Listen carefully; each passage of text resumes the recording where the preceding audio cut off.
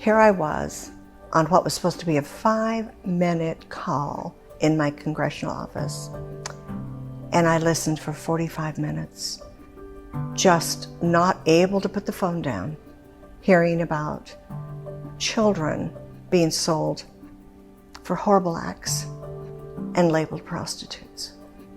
Hello, and welcome to Invading the Darkness, stories from the fight against child sex trafficking, featuring Linda Smith, the founder of Shared Hope International. Join Linda as she shares stories from her 23 years of fighting the battle of domestic minor sex trafficking. Our desire is that each episode of Invading the Darkness will help you understand the importance of fighting child sex trafficking, as well as equip you to join in that fight.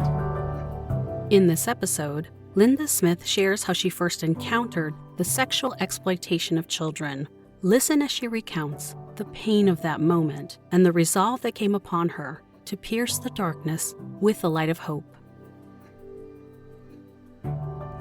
I think it'd be easier for me to start from the beginning of Shared Hope. That's where I realized how dark it was.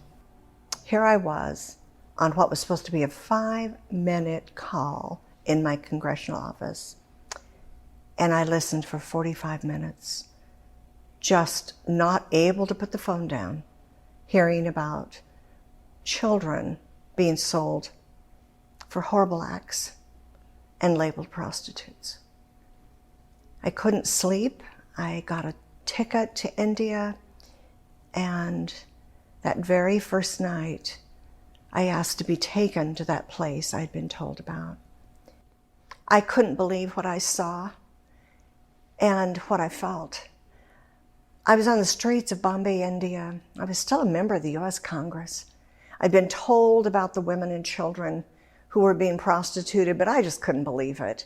They said that there were hundreds of thousands of women and children. I just couldn't believe it.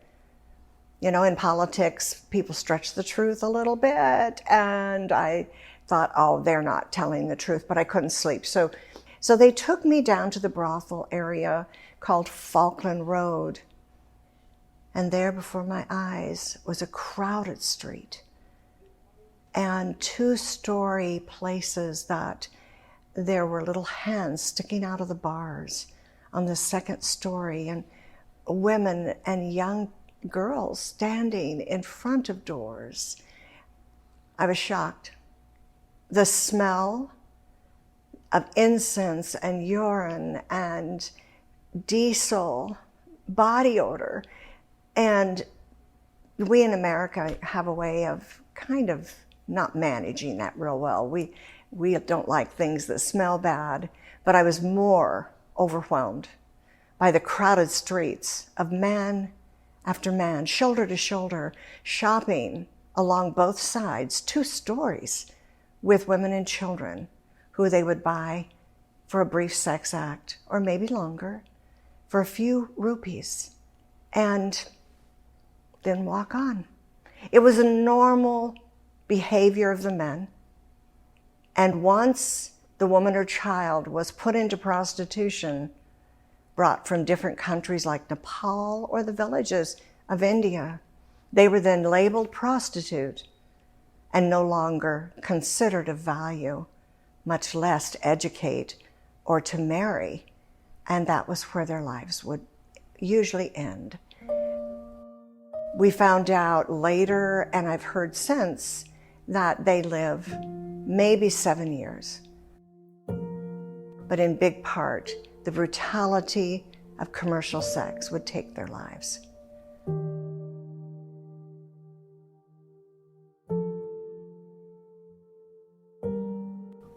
When I was trying to assimilate this, they told me about how they would take the little girls out to the country, and there were these little homes where they're keeping the little girls safe.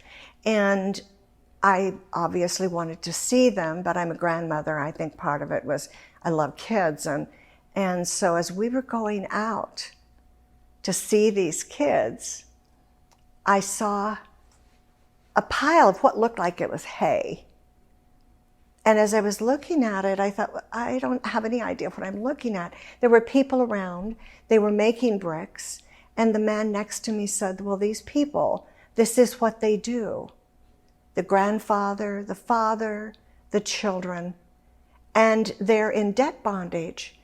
Way back, their grandfather or great-grandfather would have built up a debt for the food, the lodging of their whole family, and that debt would go from generation to generation. And they would make these bricks, and the bricks had, I usually call it manure in it, but doo-doo and mud and straw, and under heat and pressure, they would become these very strong bricks. And that actually, what was in the doo-doo was what made them the strongest. And once they were baked, you couldn't see the straw. You couldn't really see the mud because it was now brick, and you couldn't smell them. And I immediately saw the picture of my life. And my life being one where, as a little kid, I had some bad people in my life using me in ways girls shouldn't be used.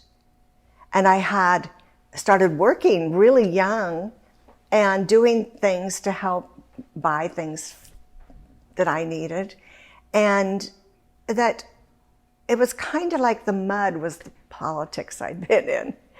And that somehow God had made this stronger and that I could stand on it.